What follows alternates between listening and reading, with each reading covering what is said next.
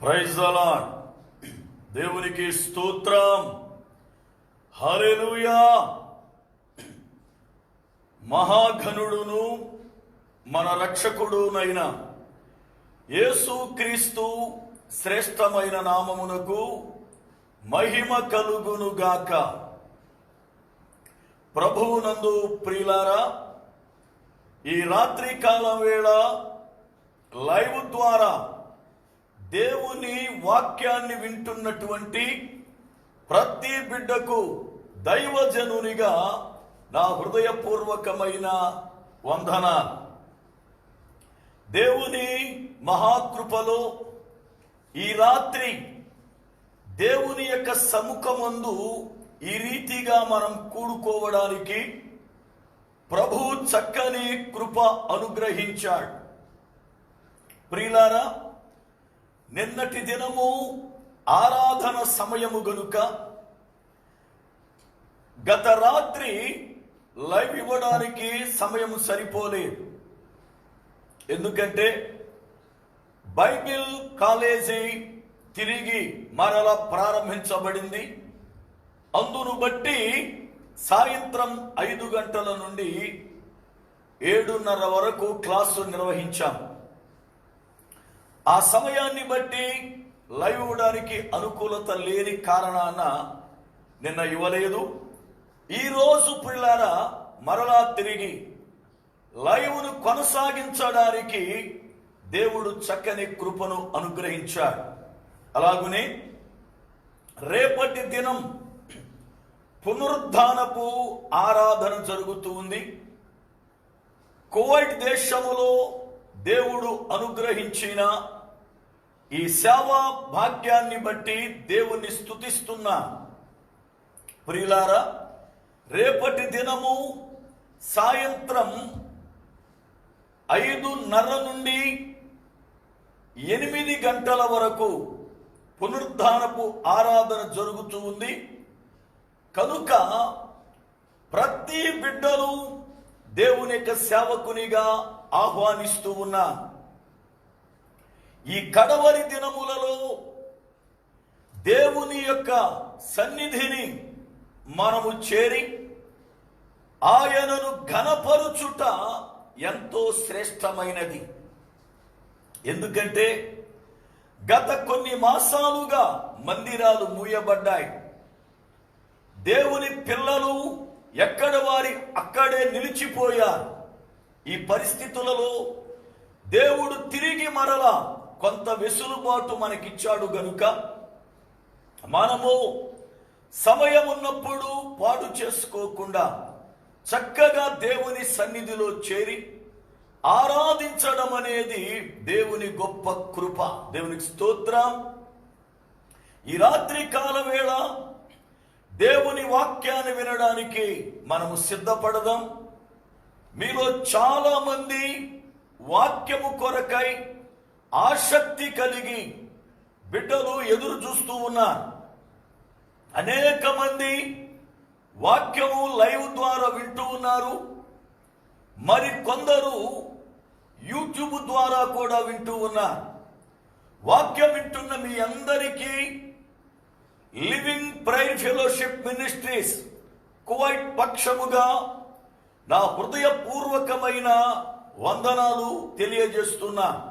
ఎందుకంటే మీరందరూ కూడా ఎక్కడెక్కడ ఉన్నా ఈ పరిచర్య కొరకు ప్రార్థిస్తూ ఉన్నారు. నా ఆశ ఒక్కటే, దేవుని పిల్లలుగా మనము అనేకులను పాపపు దారిలో నుండి పరిశుద్ధ మార్గమైన క్రీస్తు వైపునకు అనేకులను త్రిప్పేవారముగా మనము ఉండాలి. ఇది మతము కాదు. కేవలం ఒక పాపి నశించిపోకుండా అతడు పరలోకం చేరడానికి దేవుడు ఏర్పాటు చేసిన మార్గం ఇది. అందుకనే దీని వైపు అనేకులను మనము త్రిప్పవలసిన బాధ్యత ఉంది. నేటి దినాలలో అనేక మంది వారు రక్షించబడతారు గాని ఎవరిని ప్రభు వైపు తిప్పలే. ప్రియులారా, మనము దేవుని వైపు అనేకులను తిప్పేవారిగా ఉండాలి అని దేవుని యొక్క ఉద్దేశం. మనము రక్షించబడమే కాదు, మన కుటుంబము రక్షించబడాలి. మనము అనేకులను ప్రభువు కొరకై సంపాదించాలి. మీరు వాక్యం వింటూ మీకు తెలిసినటువంటి ప్రతి బిడ్డకు ఈ యొక్క కార్యక్రమాన్ని షేర్ చేయండి. తప్పనిసరిగా వారు కూడా వాక్యమును విని బలపరచబడతారు. ఈ రాత్రి వాక్యములోనికి మనం వెళదాం. వెళ్ళే ముందు గురువారపు రాత్రి ఎక్కడ వాక్యం ఆగిందో అక్కడ నుండి మరలా కొనసాగించడానికై మనము సిద్ధపడదాం. గత గురువారము రాత్రి నీరు ప్రార్థనా జీవితానికి సాదృశ్యమని, ఎక్కడ నీరు ఉంటే అక్కడ ఉప్పు నీరు మంచి నీరు అవుతుందని, అక్కడ జలచరములన్నీ బ్రతుకుతాయని, చేపలు విస్తారమవుతాయని మనము ఎహెజ్కేలు గ్రంథము నుండి నేర్చుకున్నాం. అయితే సంఘము ఎలాంటి కన్నులు కలిగి ఉండాలి అని అంటే, హెషుబోను పట్టణములో ఉన్న 2 తటాకములు అనగా చెరువులను పోలి ఉండాలి అని లేఖనాన్ని ధ్యానించాం.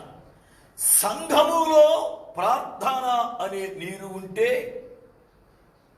ఆ సంఘములో ప్రార్థన అనే నీరు అనేక మందిని మారుస్తుంది, అనేక మందిని బ్రతికిస్తుంది.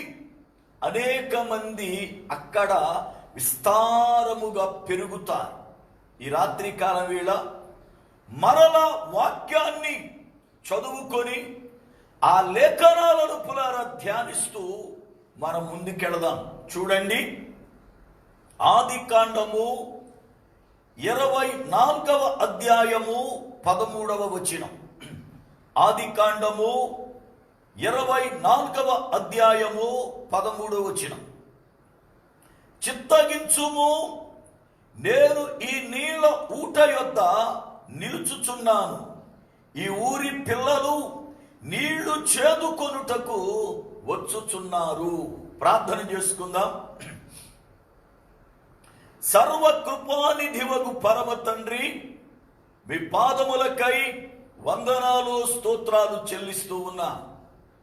మీ అత్యంతమైన కృపను బట్టి ఈ రాత్రి కాల వేళ దైవజనునిగా మీ సముఖమందు నిలబడి ఉన్నా. ప్రభువా, నన్ను మరుగుపరచండి. ఈ రాత్రి వాక్యము వింటూ ఉండగా ప్రజలను మీరు దర్శించండి. వారి జీవితాలలో బలమైనటువంటి కార్యములు మీరు చేయండి. వాక్యం వింటూ ఉండగానే వారి హృదయములు తెరువబడి మీ ఆత్మ సంబంధమైన కార్యములను వారు అనుభవించున్నట్లుగా కృపను చూపండి. వాక్యం వింటున్న బిడ్డలలో ఆయన బలహీనులైన వారిని మీరు బలపరచండి. కలవరపడుచున్న వారిని ధైర్యపరచండి. దురాత్మ బంధకముల చేత బంధించబడిన వారిని విడిపించండి. మీ వాక్యము చేత వారిలో ఒక బలమైన కార్యమును జరిగించి మీ పాదదాసునిగా నన్ను జ్ఞాపకం చేసుకొని వాడుకొనుమని యేసు నామమున ప్రార్థిస్తున్నాను పరమ తండ్రి, ఆమేన్. ప్రభువునందు ప్రియులారా, దేవుని సేవకునిగా మరొక్కసారి నా హృదయపూర్వకమైన వందన. నేటి దినములలో సంఘములో ప్రార్థన అనే నీరు ఉంటే ఈ ప్రార్థన ఏమేమి కార్యాలు చేస్తుందో గత పాఠములో నేర్చుకున్నాం. అయితే నేటి దినములలో ఎందుకు సంఘాలలో తగిన రీతిగా ప్రార్థన లేదు? మీరు ఏ సంఘాన్నైనా నేడు పరీక్షించండి. పాటలు ఉన్నాయి, గంటలు గంటలు తరబడి పాటలు ఉన్నాయి. అలాగునే పులారా వాయిద్యాలు ఉన్నాయి, వాక్యపు బోధ ఉంది, ఆత్మను పొందాము అని పులారా ఆరాధన ఉంది. కానీ అవసరమైనది, అసలు ముఖ్యమైనది ప్రార్థన. ఆ ప్రార్థన నేటి సంఘాలలో కొదువైపోయింది. సాతానుడకు వాక్యం బాగా తెలుసు. నీకు వాక్యం తెలిసినంత మాత్రాన వాడు నిన్నేమీ లెక్క చేయడు. నీకన్నా బాగా తెలుసు అంటాడు వాక్యం. ఎందుకంటే వాడు యేసు ప్రభు వారికే లేఖనాలను చూపించాడు. యేసు ప్రభు వారు 40 రోజులు ఉపవాసం ఉండి ఆయన బయటకు వచ్చినప్పుడు ఆయనను తీసుకొని కొండపైకి వెళ్ళి యెరూషలేము దేవాలయము పైకి వెళ్ళి లేఖనాలను చూపించాడు. ఈ రోజున వాక్యము మాకు తెలుసు అనుకోవడములో అతిశయ పడవలసిందేమీ లేదు. సాతానికి కూడా బాగా తెలుసు. అందువల్ల మనకేమి గొప్ప కాదు. రెండవది, పాటలు బాగా పాడవచ్చు. సంగీతానికి ముఖ్య లీడరు అపవాదే. కనుక నీ సంగీతమన్నా నీ పాటలన్నా వాడికేమి భయం ఉండదు. వాడు నీకన్నా సుప్రసిద్ధ గాయకుడు. వాడు నీకన్నా ఒకప్పుడు పరలోకమందు ప్రభువు దగ్గర తలాంతులు కలిగిన వాడు. కనుక నీ పరిస్థితులకు వాడు ఏం చడవడు. మరి దేనికి భయపడతాడయ్యా అని అంటే, వాడు మోకాళ్ళు వంచడానికి ఇష్టపడడు, ప్రార్థించడానికి ఇష్టపడడు. ప్రార్థన అంటే వానికి భయం, వానికి భయం. ఒకసారి దైవజనులు సాధు సుందర్ సింగ్ గారు ప్రార్థన చేసుకుంటూ ఉన్నారు. ఆయన గదిలో చేసుకుంటూ ఉంటే ఆయన ఎదురుగా ఒక సిలువ కనపడింది. సిలువ మీద ఒక వ్యక్తి రక్తం కారుస్తూ కనపడ్డాడు. ఈయన ఆయన వైపు చూస్తున్నాడు. సిలువలో రక్తం కారుతూ కనపడుతున్నాడు, ప్రభు ఉంటాడు అనుకున్నాడు. ఆ సిలువలో ఉన్న వ్యక్తి సుందర్ సింగ్ గారితో మాట్లాడుతూ, నా కుమారుడా, నీ పాపాలు క్షమించాను, వెళ్ళిపో అన్నాడు. ఈయనకు నా పాపాలు క్షమించాను అన్నప్పుడు చాలా ఆనందం వేసింది. కానీ వెళ్ళిపో అన్న దగ్గర అనుమానం వచ్చింది. జాగ్రత్తగా గమనించాలి. దేవుని పిల్లలకు ఏది మడితే అది నమ్మే గుడ్డితనం పనికిరాదు. వివేచన కావాలి. చాలా మందికి చిన్న దర్శనం వస్తే చాలు, చిన్న కల వస్తే చాలు, లేక ఎవరైనా ఈ వ్యక్తి గురించి ప్రవచనము చెప్పితే చాలు, అది దెయ్యం ప్రవచనమో దేవుని ప్రవచనమో ఏ మాత్రం కూడా ఆలోచించరు. ఇక నా గురించి ప్రవచనం వచ్చింది, నాకు దర్శనం వచ్చింది అని డొప్పేసుకుంటా ఉంటారు. అపవాది కూడా నిన్ను భ్రమ పెట్టడానికి ప్రవచనాలు ప్రవచిస్తాడు. ఎలాగుంటుందో ఒక మాట చెబుతా. ఒకసారి అంతర్వేదిలో మీటింగ్ జరుగుతుంది. పిఎల్ పరంజ్యోతయ్య గారి మీటింగ్స్ అవి. అప్పట్లో ఆత్మపూర్ణులుగా సేవకులు ఉండేవారు. ఆయన ఆత్మపూర్ణుడుగా వాక్యాన్ని బోధిస్తూ ఉండేవాడు. అప్పటి సభలు దేవునికి మహిమార్థముగా ప్రజలు కన్నీరు మున్నీరు కారుస్తూ విరిగి నలిగిన హృదయముతో రక్షణ పొందేవాళ్ళు. ఇప్పటి సభలు ఎక్కడైనా చూడండి తిరణాలలాగా అయిపోయాయి. చెరుకు ముక్కలు కొనుక్కునేవాడు చెరుకు ముక్కలు కొనుక్కుంటూ రోడ్డు మీద తిరుగుతున్నాడు. ఖర్జూరం కొనుక్కునేవాడు ఖర్జూరం కొనుక్కుంటున్నాడు. జీడీలు కొనుక్కునేవాడు జీడీలు కొనుక్కుంటున్నాడు. బుడగలు అమ్మేవాడు బుడగలు అమ్ముతున్నాడు. కూర్చునేవాడు కూర్చుని తింటున్నారు, తినేవాడు తింటున్నారు, ఊసులాడే సేవకులు ఊసులాడుతున్నారు, నిద్రపోయే సేవకులు నిద్రపోతున్నారు. ఇవాళ సభలలో ఆత్మ మండించబడడం, దైవజనుడు మండుతూ వాక్యాన్ని బోధించడం, వాక్యం వింటూ ఉండగా కూర్చున్న వారి హృదయాలు దహించబడడం కొదువై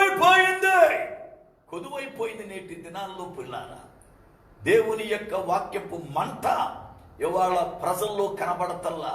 ప్రజల్లో వాక్యం వెళ్ళే సమయానికి మంట ఆరిపోతూ ఉంది. పిఎల్ పరంజ్యోతి గారు స్టేజ్ మీద వాక్యం బోధిస్తూ ఉన్నాడు. వాక్యం బోధిస్తూ ఉంటే కింద ఉండి ఒక దైవజనుడు ప్రవచిస్తా ఉన్నాడు, ప్రవచనం చెబుతా ఉన్నాడు. అందరూ కూడా సైలెంట్గా వింటున్నారు. అయ్యగారి గురించి ప్రవచనం చెబుతున్నారు అని చెప్పి వింటున్నారు. ఈయన కూడా చెప్పే ప్రసంగాన్ని ఆపి ఈయన కూడా వింటున్నాడు ఆ యొక్క ప్రవచనాన్ని వింటూ ఉంటే ఆ ప్రవచించేటువంటి ఆ సేవకుడు, నా కుమారుడా పిఎల్ పరంజ్యోతి గారు, నిన్ను రాబోయే దినాలలో బహుబలముగా వాడుకుంటున్నాను అని పులారా ప్రవచించాడు. అందరూ సేవకులు చప్పట్లు కొట్టేసి, విశ్వాసులు చప్పట్లు కొట్టేసి, మన అయ్యగారిని రాబోయే దినాల్లో ఇంకా వాడుకుంటాడంట అని చెప్పి పులారా చప్పట్లు కొట్టేసి సంతోషంతో గొంతులేస్తే దైవజనులు పిఎల్ పరంజ్యోతి గారు స్టేజ్ మీద నిలబడి, ఏయ్ దెయ్యమా ఆపో నీ ప్రవచనం అన్నాడు. ఎవ్వరికేం అర్థం కాల దైవజనులకి.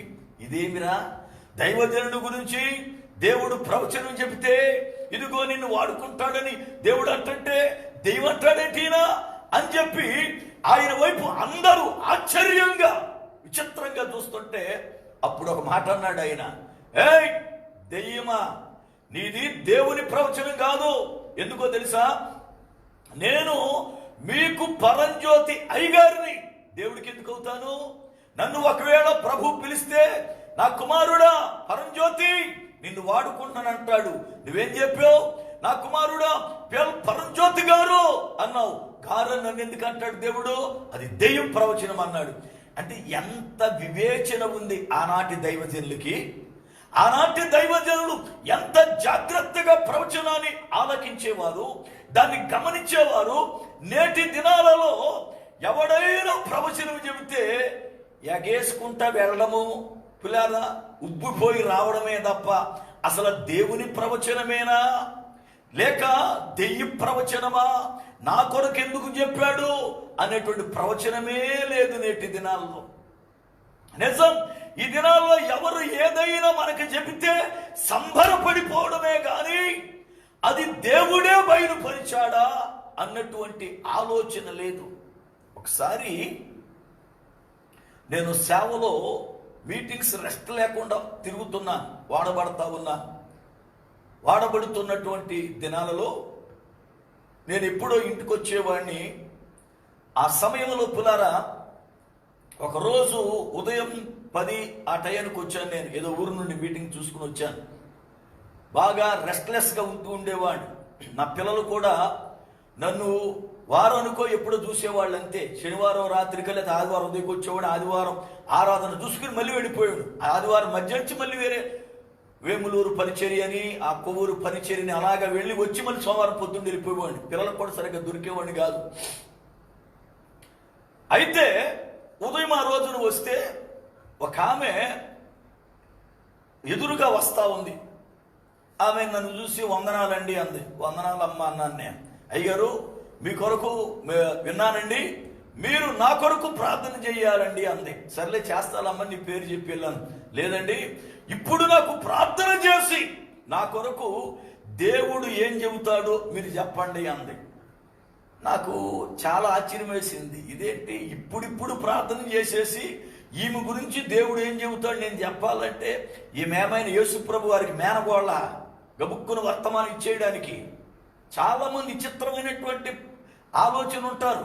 చాలామంది ఇదేనా శిలక దోషమా, కాటు ముక్క దిగా అని చెప్పేయడానికి, లేకపోతే సకినమాయమైన దేవునితో సావాసం, దేవునితో పులారా అనుబంధం ఉండాలి. నేను అన్నాను, అమ్మ ఇప్పుడే ఊరి నుంచి వస్తున్నాను, నాకు కొంచెం టైం పడుతుంటే అవసరమైతే కూర్చుంటానండి అయ్యారు, మీరు ప్రార్థన చేస్తేనే వెళతానంది. సరే అని చెప్పి మనిషి వదిలేదట్లేదని చెప్పి సరే రమ్మ కూర్చున్నాను. నేను గబగబ వెళ్ళి కాడు చేతులు కడుక్కుని ఇక ఈమెను పంపించినాక మిగతా పని చూద్దామని చెప్పి ప్రార్థన చేద్దామని మొదలెడుతున్నా. ఈ లోపల ఆమె చెప్పిన మాట ఏంటంటే, అయ్యగారు మీకు అవతల ఇంకో పాస్టర్ గారు ఉన్నాడు కదా అంటే, మా ఇంటి పైన ఇంకొక ఆయన పాస్టర్ గారు ఉంటాడు. ఇంటి పైన బిల్డింగ్ పైన కాసుమా కొంచెం దూరంగా ఆ పాస్టర్ గారు ఉన్నాడు. ఆయన సేవ ఆయన చేస్తా ఉన్నాడు. అయితే ఆయన దగ్గరికి వెళ్ళి ప్రార్థన చేయించుకున్నా. నా మీదికి పావురం దిగొస్తున్నట్లుగా ఆయన కనపడిందట. ఆయన చెప్పాడు నాకు. కనుక మీరేం చెబుతారో మీరు చెప్పండి అంది. నేను అసలు ఎందుకు ప్రార్థన చేయించుకుంటున్నామన్నా, నేను గల్ఫ్ వెళ్ళాలని పాస్పోర్ట్ చేయించుకున్నా, అలాగే వీసాకు కూడా అప్లై చేశా. మా ఏజెంట్ అన్ని కూడా చూస్తా ఉన్నాడు. కనుక నేను వెళతానో వెళ్ళను ప్రార్థన చేయించుకోవడానికి వెళితే ఆ పాస్టర్ గారు, అమ్మా నీ మీదకి పావురం దిగొచ్చేస్తుంది, నువ్వు గల్ఫ్ వెళ్ళిపోతావు, ఇదిగో దేవుడిని బహుగా దీవించేస్తాడు అని చెప్పాడు. కనుక మీరు కూడా ఏం చెబుతారు అని చెప్పి ప్రార్థనకు వచ్చానంది. నాకు చాలా ఆశ్చర్యం వేసింది. ఎందుకంటే గల్ఫ్ వెళ్ళడానికి అన్ని రెడీ చేసుకుంటే ఇంక దేవుడితో సంబంధం ఏముంది? పోవచ్చు కదా. మరి దేవుడు ఏమంటాడు అంటాం ఎందుకు? ఆ ఏడుపేద ముందే ఏడవాలా. అసలు వెళ్ళమంటావు వద్దంటావు అని ముందే అడగాలి కదా. గల్ఫ్ వెళ్ళడానికి నువ్వు రెడీ అయితే నీకు ఆలోచన ప్రారంభము కాగానే, ప్రభువా అసలు నా బ్రతుకు తెరువు కొరకు ఇలా ఒక ఆలోచన వచ్చింది, వెళ్ళమంటావా వద్దంటావా, మంచిదంటావా చెడ్డదంటావా అని అడగాల. అది అడగం ముందు అన్నీ రెడీ చేసుకుని అప్పుడు ప్రార్థన అంటాం. అన్నీ రెడీ చేసుకుని ఇక ప్రార్థన ఎందుకు పోయేదానికి? మనము ఏదైనా చెయ్యాలి అనంటే ముందు ప్రార్థించి తర్వాత ప్రారంభించాలి. దావీదు భక్తుడు సౌలు చనిపోయిన తరువాత యెరూషలేములోకి వెళ్ళాలి అన్న ఆలోచన వచ్చినప్పుడు ప్రభువుని అడిగాడు, దేవా నన్ను వెళ్ళమంటావా యెరూషలేములోకి అన్నాడు.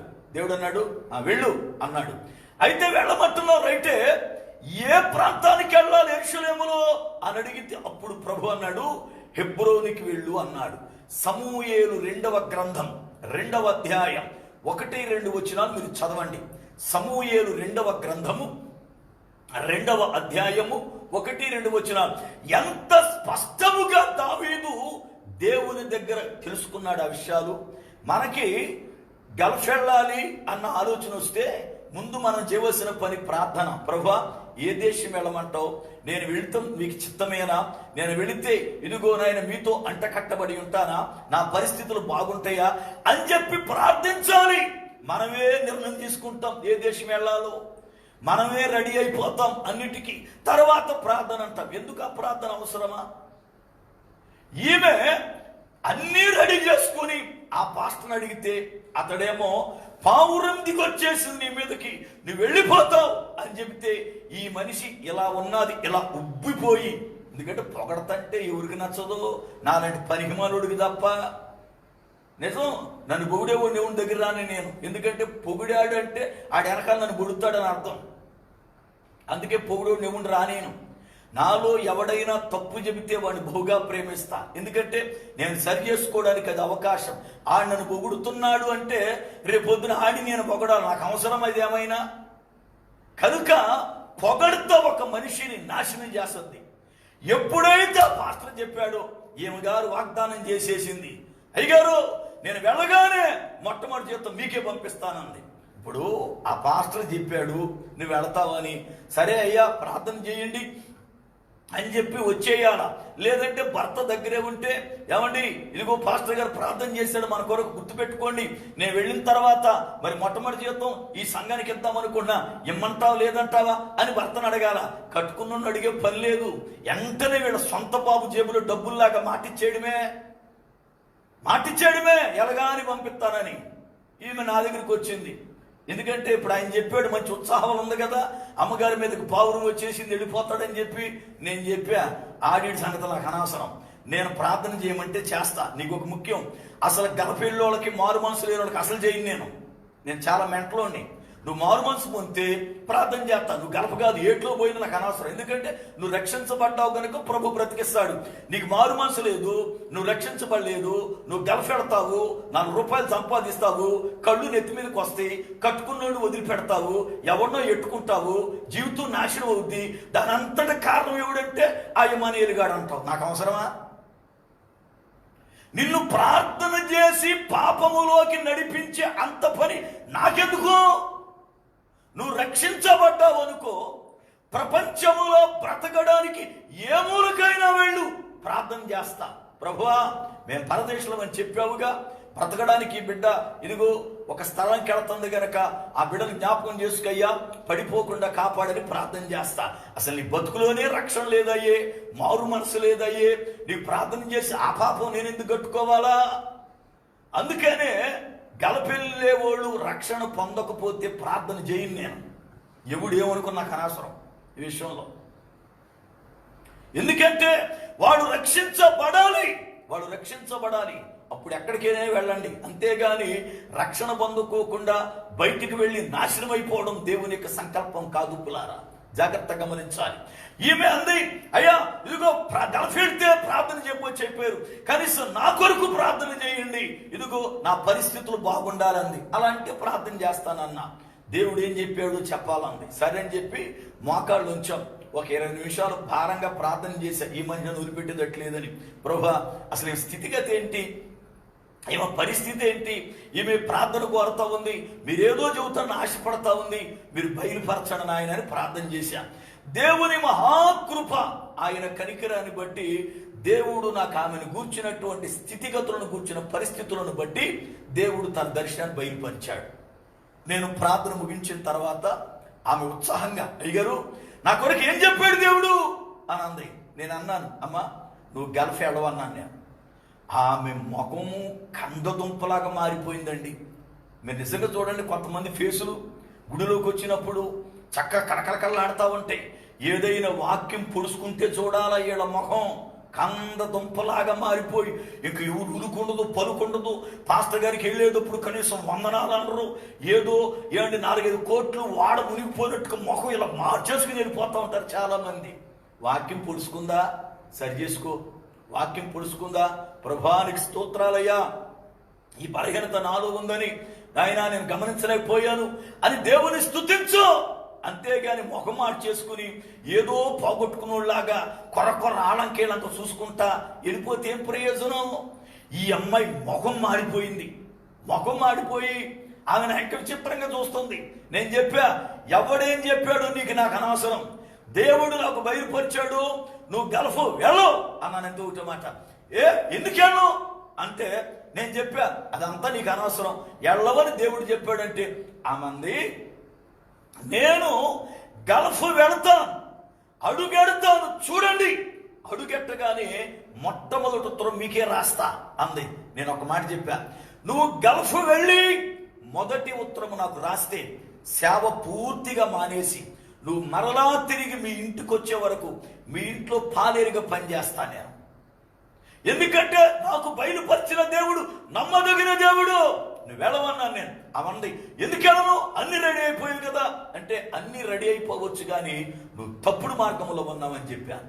ఎందుకో తెలుసా, ఈమె భర్తకి ఈమె వెళ్ళడం ఇష్టం లేదు అసలు. గల్ఫ్ పిల్లలు ఉన్నారు, కుటుంబం ఉంది, ఏదో కలుగు గంజి ఇక్కడే తాగుదామని అతడు కన్నీరు కాస్తున్నాడు. దర్శనంలో చూస్తున్న కట్టుకున్న భర్త కన్నీరు పెడుతున్నాడు. ఈ అమ్మాయి పరాయి పురుషుడు డబ్బిస్తా ఉంటే పొళ్ళికిలిస్తూ ఆడితో నవ్వుతూ డబ్బులు తీసుకుంటుంది. అంటే నాకు అర్థమైంది, భర్తకి ఇష్టం లేదు, భర్త పంపించట్లా, ఎవడో ప్రోత్సాహంతో వెళుతుంది ఈ మనిషిని.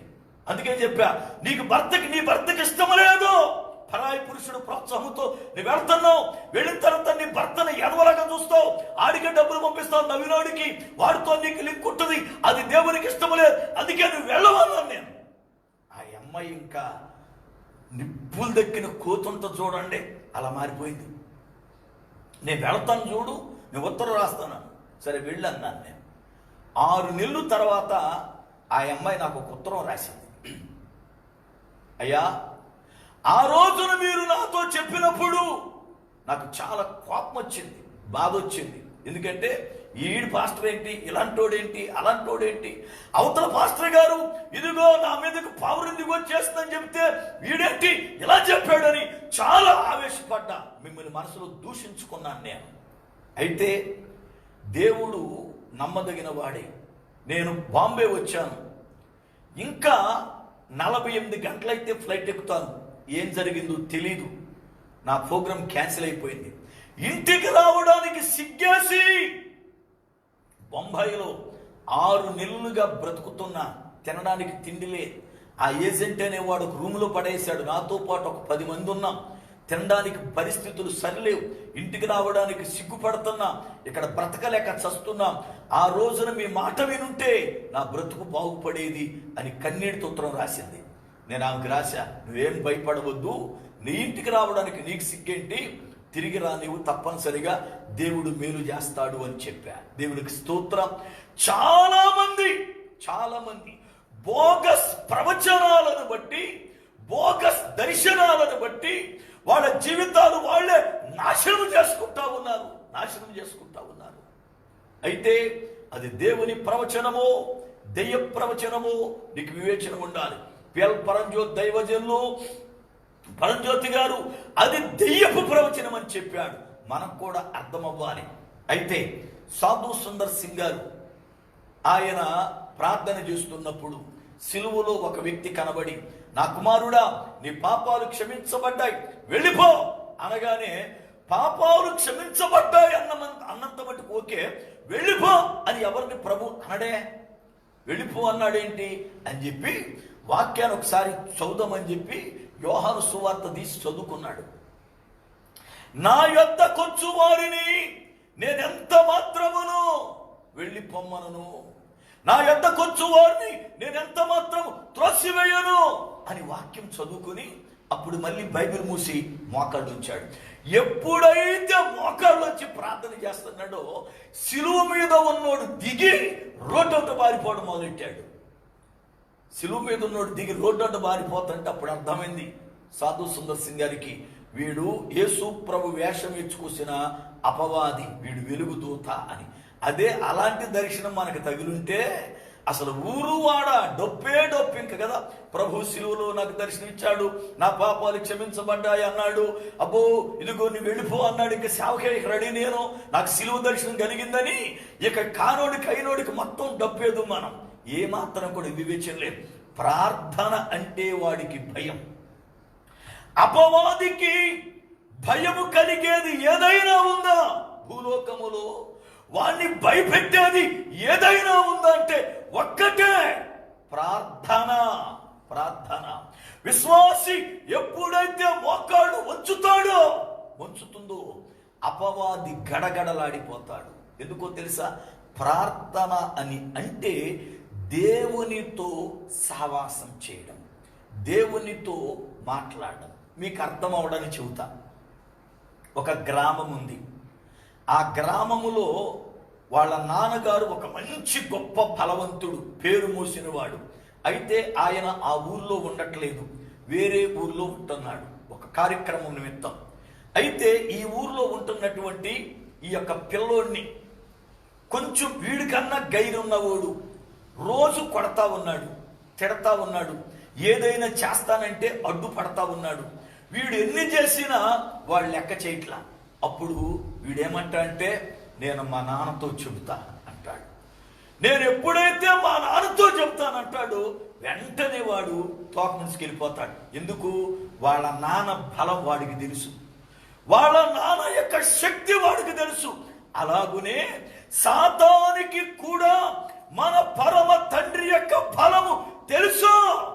ఎప్పుడైతే ఆయనతో చెప్పడానికి నువ్వు మోకాళ్ళు ఉంచావో, ఎప్పుడైతే ఆయన దగ్గర కన్నీరు కార్చడానికి మోకాళ్ళు ఉంచావో, ఎప్పుడైతే ఉపవాసం ఉండి నువ్వు ఆయన పాదాల దగ్గర కూర్చున్నావో, వెంటనే అపవాది అక్కడ నుండి పారిపోతాడు. అయితే నేటి దినాలలో సంఘాలలో ఎందుకండి ప్రార్థన కొదువైపోయింది?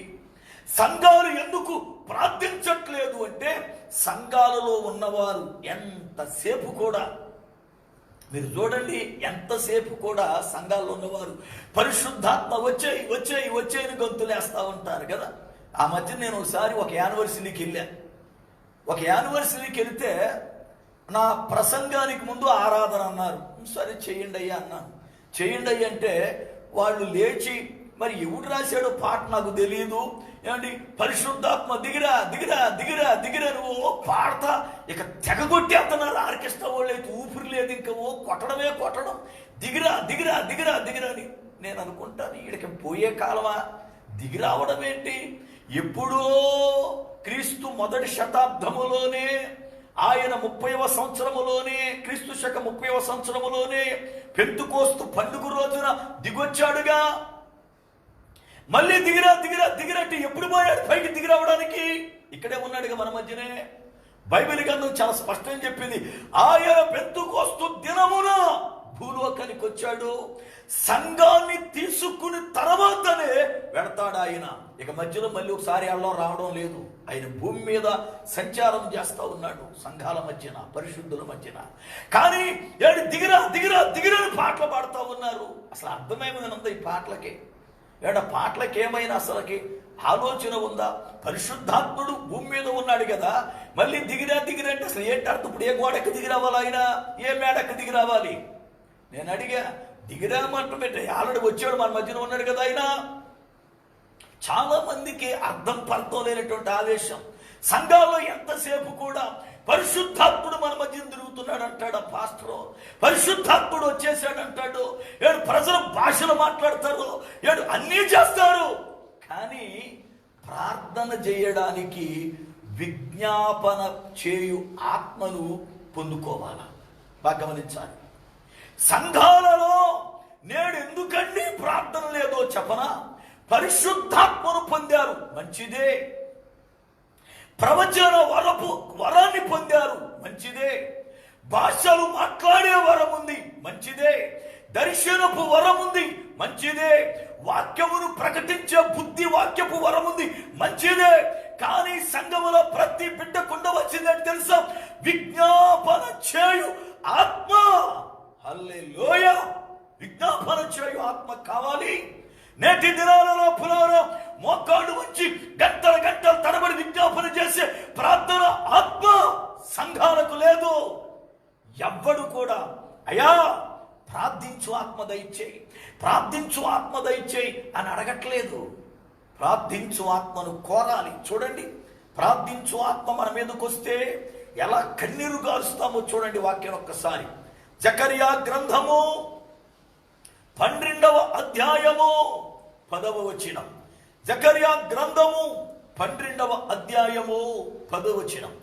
దావీదు సంతతి వారి మీదను యెరూషలేము నివాసుల మీదను కరుణనందించు ఆత్మను, విజ్ఞాపన చేయు ఆత్మను నేను కుమ్మరింపగా వారు తాము పొడిచిన నా మీద దృష్టి ఉంచి ఒకడు తన ఏక కుమారుని విషయమై దుఃఖించునట్లు, తన జ్యేష్ఠపుత్రుని విషయమై ఒకడు ప్రలాపించునట్లు అతని విషయమై దుఃఖించుచు ప్రలాపింతురు. ప్రలాపింతురు. నువ్వు ప్రలాపించాలి అంటే, దుఃఖించాలి అంటే, గుండె పగలాలి అంటే, ఉన్న ఏకైక కొడుకు చనిపోతే ఎలా ఏడుస్తాడు తండ్రి, ఎలా ఏడుస్తాడో, ఎలా ఏడుస్తుందో తల్లి. బిడ్డలు నలుగురుంటే వారిలో జ్యేష్ఠుడు చనిపోతే ఎలాగ దొర్లి దొర్లి తల్లి తండ్రి ఏడుస్తారో అలాగున ప్రలాపించే ఆత్మ, దుఃఖపడే ఆత్మ కావాలి. పులారే నేటి దినాల్లో బైబిల్ గ్రంథం బోధిస్తుంది, నేను కుమ్మరిస్తే, విజ్ఞాపన చేయు ఆత్మను నేను కుమ్మరిస్తే ఎలాగున ఒకడు ఏడుస్తాడు అని అంటున్నాడు. నేటి దినాల్లో సంఘాల్లో ఎందుకయ్యా కన్నీరు లేదు? సంఘాల్లో ఎందుకయ్యా దుఃఖము లేదు? సంఘాల్లో ఉన్న బిడ్డలు ఎందుకయ్యా గుండె పగలగొట్టుకోవట్లేదు? సంఘాల్లో ఉన్న బిడ్డలకు ఎందుకయ్యా హృదయం పగలటలేదు అంటే, విజ్ఞాపన చేయు ఆత్మ సంఘములో ఉన్న ప్రతి బిడ్డపై కుమ్మరించబడలేదు. కుమ్మరించబడలే. దర్శన వరం ఉంది నీకు, మంచిదే. ప్రవచన వరం ఉంది, మంచిదే. పరిశుద్ధాత్ముడు కుమ్మరించబడ్డాడు, మంచిదే. కానీ పులారా, నువ్వు ప్రార్థించాలి అంటే, నువ్వు కన్నీరు కార్చాలి అంటే, దేవునితో పెనుగులాడాలి అంటే, విజ్ఞాపన చేయు ఆత్మను దేవుడు నీ పైన కుమ్మరించాలి. అడిగావు ఎప్పుడైనా, ప్రభువా ఆ దైవజనుడు గంటల గంటలు ప్రార్థించాడంట కదా, ఎలా ప్రార్థించాడు నాకు తెలియదు కదా, ఆ ఆత్మ నాకు దయచేయి. నేను భక్తుల పుస్తకాలు చదువుతాను ఎక్కువగా. వాస్తవానికి లైబ్రరీ పెట్టాలి అని ప్రయత్నం చేశాను నేను ఇండియాలో ఉంటే. దాని కొరకై సుమారుగా ₹1,00,000 వరకు పుస్తకాలు కొన్నాను నేను. నా దగ్గర నా ఆఫీసులో చాలా బుక్స్ పులారా అలా ఉండిపోయాయి నేను లేకపోవడం వల్ల ఇండియాలో. నా గోల్ ఒకటే, ఒక క్రైస్తవ లైబ్రరీ పెట్టాలి. దైవజనులు అందరూ కూడా చక్కగా వాళ్ళ ఖాళీ ఉన్నప్పుడు వచ్చి ఒక గంట చదువుకోవాలి. దానిలో చక్కగా విషయాలు వాళ్ళు నేర్చుకోవాలి. భక్తుల చరిత్రలు, హిస్టారికల్ విషయాలు కలిగినటువంటి చారిత్రాత్మక పుస్తకాలు, బైబిల్ గురించి ఎన్నో విషయాలు పులారా ఆ పుస్తకాలు నేను సంపాదించి వాటిని పెట్టాను. అయితే నేను ఖాళీ ఉన్నప్పుడల్లా ఈ భక్తుల చరిత్రలు చదువుతాను. ఇప్పుడు కూడా నా దగ్గర పులారి ఇప్పుడు పుస్తకాలు ఉన్నాయి. బైబిల్ కాలేజ్ విద్యార్థులకు ఒక పుస్తకం ఇచ్చి చదివి మళ్ళీ వేరే పుస్తకం ఇచ్చి అలాగ వాళ్ళ చేత చదివిస్తున్నా. ఎందుకంటే మన ముందు తరం వారు ఎలాంటి సేవ చేశారు, వారు ఎలా దైవజనులుగా బ్రతికారో వాళ్ళను గూర్చిన విషయాలు మనం నేర్చుకోవడం మనకు ఆశీర్వాదకరం. నేను చదివినటువంటి భక్తులలో ఎంతో మంది భక్తులు వాళ్ళ ప్రార్థనే వాళ్ళ ఆత్మీయ జీవితానికి మూల పునాది అని గమనించాను. జాన్ హైడే అనే దైవజనుడు చనిపోయాడు, ఉండేవాడు. ఆయన గొప్ప ప్రార్థనాపరుడు. ఆయనకి పేరేమిటంటే ఒంటి, అంటే ఎడారిలో తిరుగు చూడండి, ఒంటే మోకాళ్ళు కలిగిన వీరుడు అని అర్థం. అంటే ఆయన మోకాళ్ళట ఒంటె మోకాలు ఎలాగ అరసగట్టిపోయిందో అలాగునే ఆయన మోకాళ్ళ చెప్పలు ఎంతెంత లావున అడసగట్టేసేయట. ఎందుకంటే మోకాళ్ళు వంచి వంచి వంచి వంచి మోకాళ్ళ చెప్పలు కాయలు గాసిపోయింది. ఆయనకు ఒంటే కాళ్ళ మోకాళ్ళ వీరుడు అని పేరు. ఆయన ప్రార్థిద్దాము అని మోకాళ్ళు వంచితే 32 గంటలకు లేచేవాడట. ఆయన ప్రార్థనలో ఉన్నాడని తెలిస్తే ఇంకెవ్వరూ ఆయన డిస్టర్బ్ చేసేవారు కాదు. 32 గంటలు ప్రార్థించేవాడు. అలాగనే డేవిడ్ బ్రైనార్డ్ అనే ఒక యవనస్తుడు 19వ సంవత్సరం రక్షించబడ్డాడు. వాళ్ళ తల్లి నాయన సంతకు వెళ్ళి కూరగాయలు కొనుక్కురమ్మంటే వాళ్ళది ఒక అడవి ప్రాంతం. ఈయన సంచి పట్టుకుని వెళ్ళాడు. ఒక అడవిలోకి మధ్యలో సంత జరుగుతుంది. అక్కడ జరుగుతున్న మోసాన్ని చూసి కొత్తగా రక్షించబడ్డాడు. ఆ మోసం, అక్కడ అపవిత్రత, అక్కడ అల్లరి కార్యాలు చూసి తట్టుకోలేక ఆ సంచి ఆ సంతలో పడేసి లోపలికి వెళ్ళి అడవిలోకి ఒక చెట్టుకు తొర్ర ఉంటే ఆ తొర్రలోకి వెళ్ళి మోకాళ్ళ నుంచి ప్రార్థన చేయడం మొదలుపెట్టాడు. ప్రార్థించి ప్రార్థించి ప్రార్థించి ఆమేన్ అని అంటే అప్పటికి ఆయన మోకాళ్ళు ఉంచి 72 గంటలైందట. ప్రియులారా, ఎలా ప్రార్థించారు వీరు? ఇన్ని గంటలు లోకముతో సంబంధము లేకుండా, ఒక ఇల్లు గుర్తు రాకుండా, తిండి గుర్తు రాకుండా, నీరు గుర్తు రాకుండా, తల్లి గుర్తు రాకుండా, భార్య గుర్తు రాకుండా, పిల్లలు గుర్తు రాకుండా, అసలు లోకములో ఉన్నది ఏది వాళ్ళ ఆలోచనలోకి రాకుండా కేవలం దేవునితోనే ఎలా చేశారు వాళ్ళు? అన్ని గంటల సావాసం అంటే ఏంటో చెప్పనా? వారి పైన దేవుడు విజ్ఞాపన ఆత్మను కుమ్మరించాడు. విజ్ఞాపన ఆత్మ. నేటి దినాలలో సంఘాలలో కన్నీటి ప్రార్థన ఉండాలి అంటే, సంఘాల లోపులారా రోదన ధ్వని ఉండాలి అంటే, సంఘాల లోపులారా మోకాళ్ళ అనుభవం ఉండాలంటే, సంఘములో ఉన్న ప్రతి బిడ్డపై విజ్ఞాపన ఆత్మ కుమ్మరించబడాలి. మీరు సంఘాలను చూడండి, కొంతమంది ఉంటారు వ్యక్తులు, ప్రార్థన అంటే చాలు గబుక్కుని ఎత్తుకుంటారు. కానీ ఆ ప్రార్థన వాక్యానుసారమైంది కాదు, హృదయ భారము కలిగింది కాదు. ఎందుకో తెలుసా? వాళ్ళకి అలవాటుగా వచ్చేద్ద ప్రార్థన, అంతే అలవాటు ప్రార్థన. నిజముగా హృదయ భారము కలిగి ఉంటే ఆ ప్రార్థన వేరుగా ఉంటది. ఆ ప్రార్థన మూలుగులలో నుండి, హృదయములో నుండి, పశ్చాత్తాపములో నుండి పుట్టుకొస్తుంది. కానీ కొంతమంది ప్రార్థిస్తారు వాడుకగా ఎంతసేపు కూడా అదే టైప్ ప్రార్థన, అంతే పరిస్థితులు. కానీ ఏ మాత్రం కూడా పులారా ప్రార్థనలో క్రొత్తదనము కానీ, ప్రార్థనలో పులార భారము కానీ, ప్రార్థన ద్వారా కదిలించబడ్డం కానీ ఏమీ కనపడదు. నేటి క్రైస్తవ సంఘాలలో అనేక మందిలో వాడుక ప్రార్థన ఉంది కానీ పులారా సంఘాలను కదిలించగలిగిన విజ్ఞాపన ఆత్మ లేదు.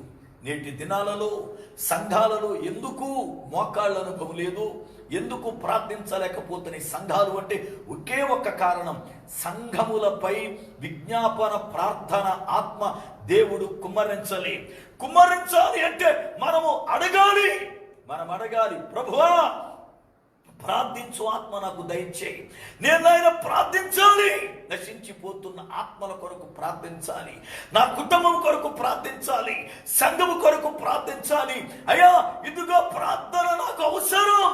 ఎందుకో తెలుసా, ప్రభువారు పగలంతా సువార్త ప్రకటించేవారు, రాత్రి వేళ ఆయన ఒక ప్రాంతానికి ఏదో ఒక చోటకు వెళ్ళి ఆయన రాత్రంతా ప్రార్థనలో గడిపేవాడు అని వాక్యం బోధిస్తుంది. కొన్ని పర్యాయాలు గెచ్చమనే తోటలోకి వెళ్ళేవాడు, కొన్ని పర్యాయాలు ఒలివల కొండ మీదకి వెళ్ళేవాడు. పులారా ఆయన రాత్రంతా ప్రార్థించేవాడు, పగలంతా వాక్యాన్ని బోధించేవాడు. ఈ రోజున మన జీవితాల్లో పులారా మా ఆత్మీయ స్థితికి తగిన ప్రార్థన ఉందంటారా? మనము పులారా మోకాళ్ళు వంచి దేవుని దగ్గర కన్నీటితో ప్రార్థన చేసి పులారా ఎన్ని దినములైపోయింది, మన పిల్లల బ్రతుకుల్లో ప్రార్థన ఉందంటారా? మన కుటుంబాల్లో ప్రార్థన ఉందంటారా? నువ్వు క్రైస్తవ కుటుంబం నీది, నీ బిడ్డేమో పులారా ప్రార్థిస్తుంది, నువ్వేమో లోకంలో ఉంటావు. పులారా నీ భార్య ఏమో ప్రార్థన చేస్తుంది, నువ్వేమో పాపంలో బ్రతుకుతావు. భర్త ఏమో ప్రార్థనలో ఉంటాడు, నువ్వెక్కడో టీవీ దగ్గర ఎక్కడ కూర్చొని ఉంటావు. నేడు అనేక మంది ప్రార్థన జీవితం లేకోకుండా, ప్రార్థనలో బలపడుకోకుండా, ప్రార్థన అనుభవం లేకుండా నాశనం అయిపోతా ఉన్నారు. అపవాదిని గెలవగలిగిన ఒకే ఒక ఆయుధం ప్రార్థనా జీవితం.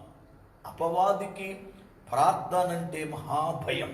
అందుకే దేవుని పిల్లలమైన మనకు ఏ ప్రార్థనలు ఉండాలి అనంటే, ఒకటి నీకుగా వ్యక్తిగతముగా ఏకాంత ప్రార్థన ఉండాలి. నువ్వు ఒక్కడివే దేవునితో సావాసం చేసుకునే అనుభవం ఉండాలి. రెండవది సంఘముతో కలిసి ప్రార్థించే అనుభవం ఉండాలి.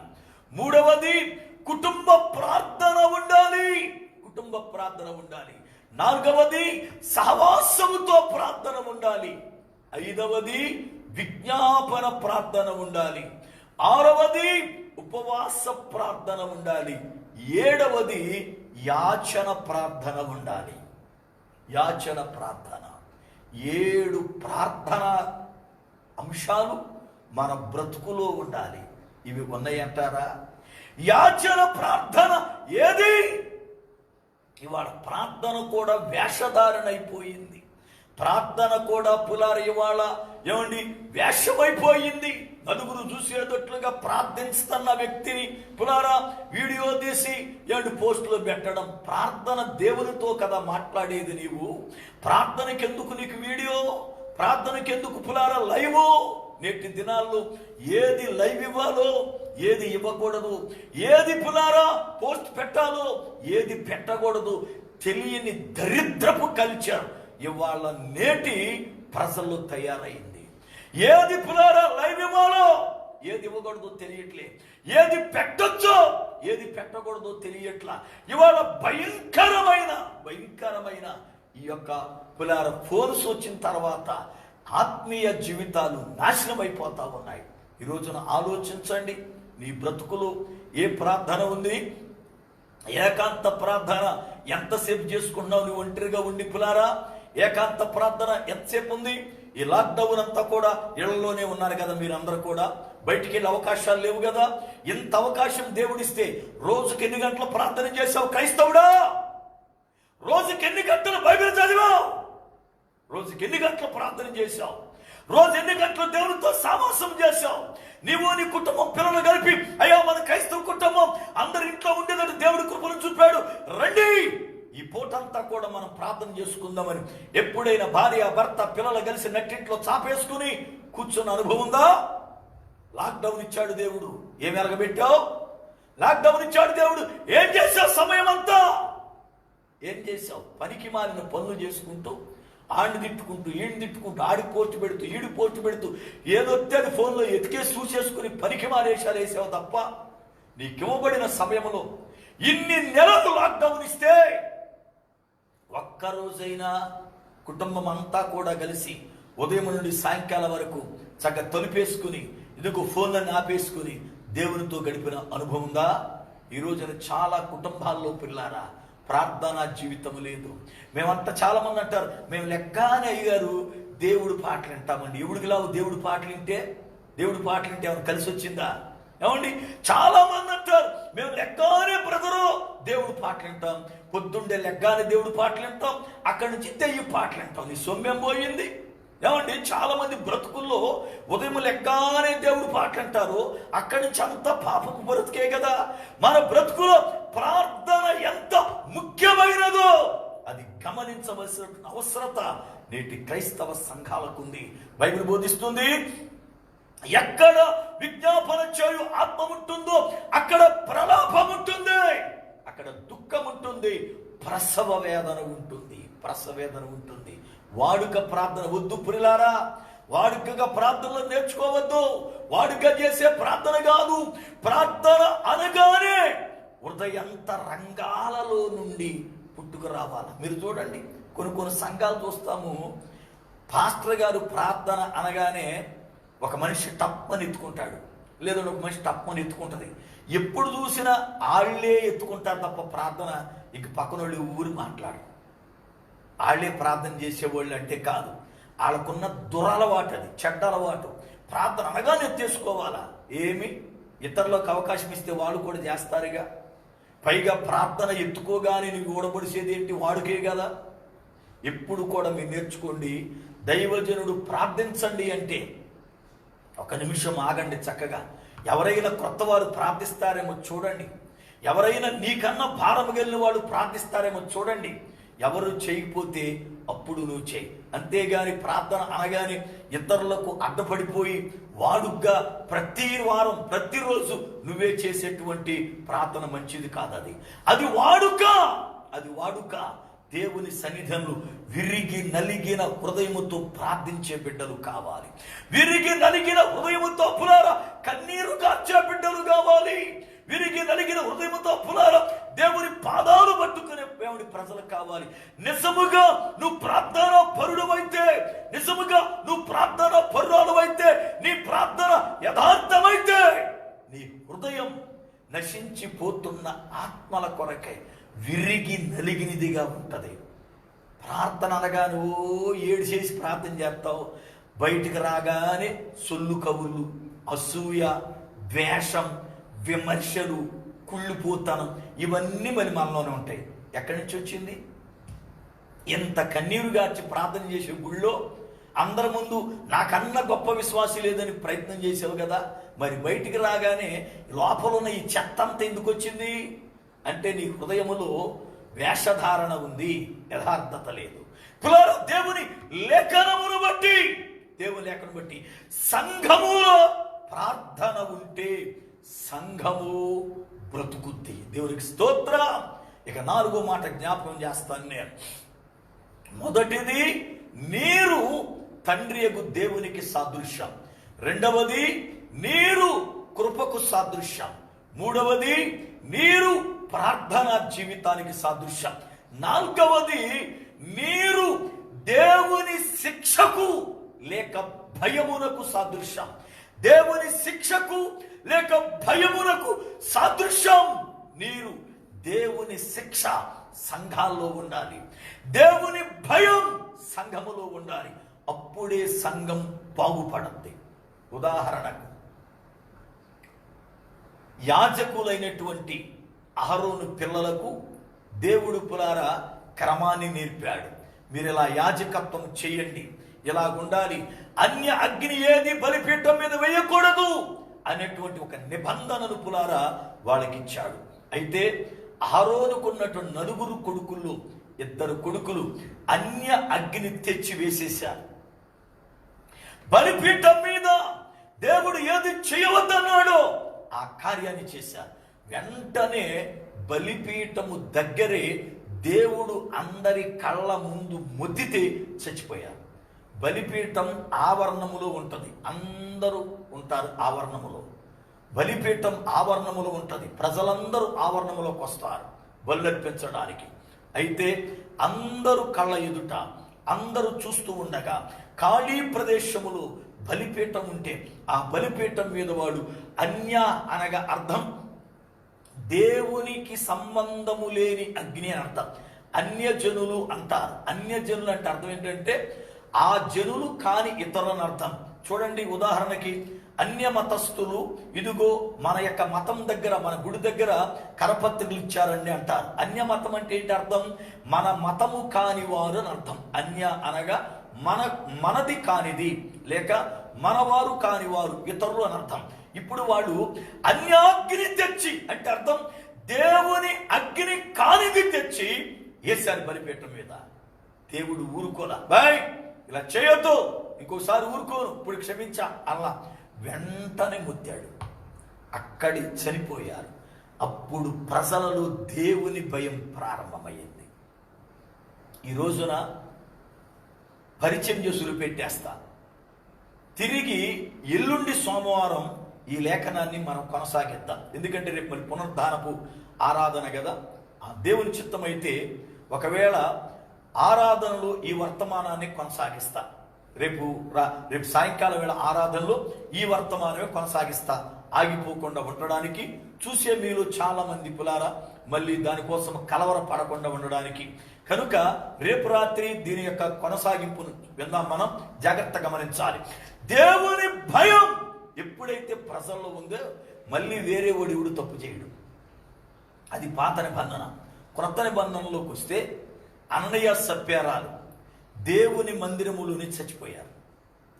అన్నయ్య సప్యారాలు వాళ్ళు కానుక పట్టుకొచ్చారు, కానీ వాళ్ళ కానుకలో యథార్థత లేదు, వాళ్ళ కానుకలో పరిశుద్ధత లేదు. వాళ్ళ జీవితాల్లో మోసము, ధనాపేక్ష, లోకాశ, అవిధేయత ఇవన్నీ ఉన్నాయి. 7 లక్షణాలు ఉన్నాయి. నేను ఇప్పుడు చెప్పలేను, కానీ అన్నయ్య సప్యార బ్రతుకులో వాళ్ళు చచ్చిపోవడానికి 7 లక్షణాలు ఉన్నాయి. ఎంతో మంది సంఘములో ఉన్నారు, వేల మంది సంఘం. అందరి మధ్యన దైవజనుడు ఎందుకో పరిశుద్ధాత్మని మోసగించావు అనగానే అక్కడే పడి చచ్చిపోయారు గుడిలో. వెంటనే దేవుని భయం సంఘములో ప్రారంభమైంది. దేవుని భయం ఎప్పుడైతే ప్రారంభమైందో మళ్ళీ వేరే వాడు తప్పు చేయడానికి ఇష్టపడలేదు. ఈ రోజున నీరు దేవుని శిక్షకు లేక దేవుని భయానికి ముంగుర్తు. ఎలా ముంగుర్తో రేపు రాత్రి మనం ఆరాధన సమయంలో ధ్యానం చేద్దాం. అది ఎలా ముంగుర్తో, ఆ శిక్ష ఎలా వస్తుందో మనం నేర్చుకోబోతున్నాం. నేటి దినాల్లో సంఘాల్లో కానీ నీరు అనే దేవుని భయం ఉంటే, నీరు అనే దేవుని శిక్ష ఉంటే ఏ బిడ్డ కూడా సంఘములోకి వచ్చిన తరువాత పాపపు ఆలోచన చేయలేడు. ఏ బిడ్డ సంఘములోకి వచ్చిన తరువాత పాపము తలంపుని ఆలోచించలేడు.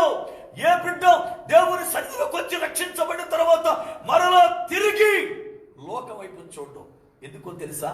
దేవుని భయం అతని గుండెల్లో ఉంటుంది, దేవుని యొక్క భయం అతని చుట్టూ ఉంటుంది, దేవుని శిక్ష వాళ్ళ కళ్ళ ముందు ఉంటుంది.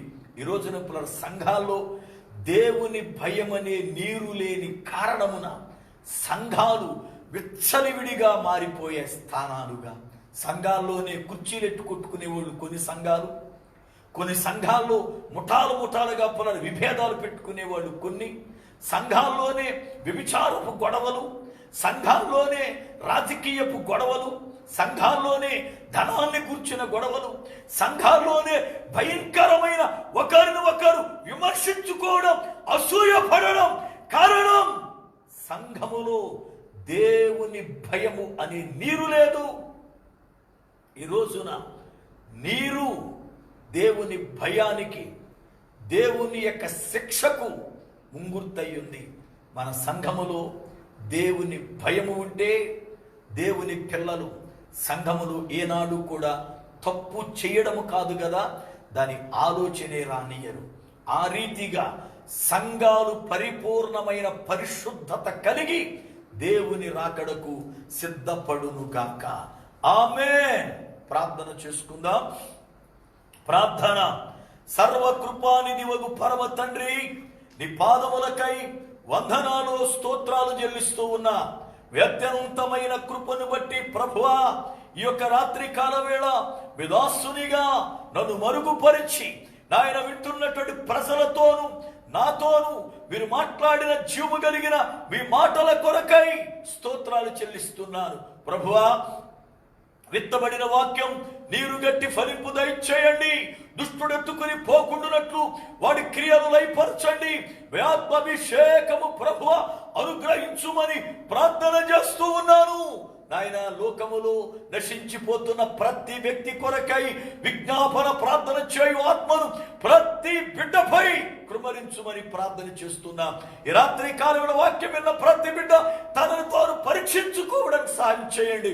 మీదుట నిలబడినప్పుడు నిర్దోషమైనటువంటి ప్రభు పెళ్లి కుమార్తె వలె కళంకము గాని, ముడత గాని, మచ్చ గాని, డాగు గాని లేకోకుండా పరిశుద్ధురాలుగా నిలబడి గొప్ప భాగ్యము దయచేయమని ఈ రాత్రి వేళ నీ సన్నిధి మాకు తోడుగా వచ్చి క్షేమాన్ని ఇవ్వమని యేసు ప్రభువారి శ్రేష్టమైన నామమున ప్రార్థిస్తున్నారు పరమ తండ్రి.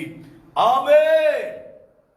మన పరమ తండ్రి అయిన దేవుని ప్రేమ, ఆయన కుమారుడైన యేసుక్రీస్తు వారి కృప, పరిశుద్ధాత్మ దేవుని యొక్క అన్యోన్య సహవాసము, ఆయన సన్నిధి మనకును సకల పరిశుద్ధులకును సదాకాలము తోడయుండి నడిపించునుగాక. ఆమేన్. ఆమేన్. ప్రభువునందు ప్రియులారా, ఈ రాత్రి కాల వేళ దేవుని వాక్యాన్ని విన్నటువంటి ప్రతి బిడ్డకు నా హృదయపూర్వకమైన వందనాలు. దేవుని మహాకృపలో ప్రతిదినం ఈ రీతిగా మీతో వాక్యాన్ని పంచుకోవడానికి దేవుడు నాకు ఇచ్చిన కృపను బట్టి దేవునికి రుణస్థుడనై ఉన్నా. మీరు కూడా చక్కగా వాక్యం వింటూ దాన్ని అనేకులకు షేర్ చేయండి. ఎందుకంటే అనేక మంది విని ఈ దినాలలో ఆత్మీయ బలమును పొందాలి. అది నా యొక్క ఆశ. కనుక దేవుని కృపలు జ్ఞాపకం చేసుకోనండి. రేపటి దినము 5:30 నుండి 8 గంటల వరకు పునరుద్ధానపు ఆరాధన కువైట్ దేశములో హవాలీలో మనకున్నటువంటి సంఘమునందు పులార జరుగుచూ ఉన్నది. కనుక విషయాన్ని జ్ఞాపకం చేసుకోవాలని ప్రభు పేరట మనం చేస్తున్నాం. దేవుడి మాటలు దీవించునుగాక. ఆమేన్. అందరికీ వందనాలు.